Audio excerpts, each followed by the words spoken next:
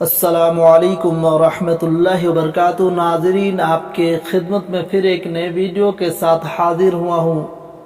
آپ سب کیسے ہیں؟ امید ہے کہ اللہ کے فضل و کرم سے اچھے ہوں گے۔ آج اس ویڈیو میں ہم آپ کو صلاۃ التسبیح کا طریقہ بتائیں گے۔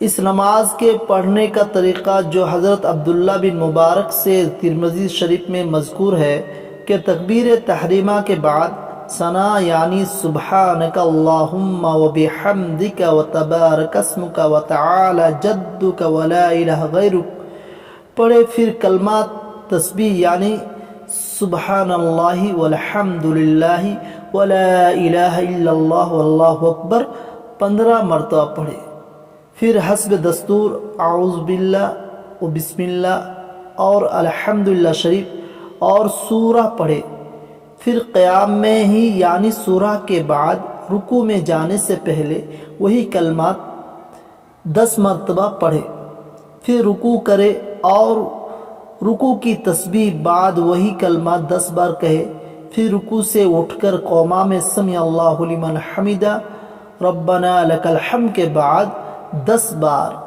اور دونوں سجدوں میں سجدے کی تسبیح کے بعد 10 بار اور دونوں سجدوں کے درمیان بیٹھنے کی حالت میں یعنی جلسہ میں 10 بار وہی کلمات تسبیح کہے۔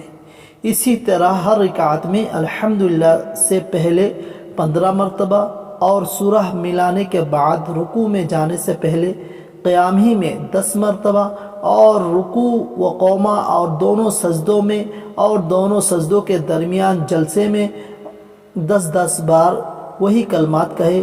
اس طرح ہر رکعت میں 75 مرتبہ اور 4 رکعتوں میں 300 مرتبہ یہ کلمات تسبیح ہو جائیں گے۔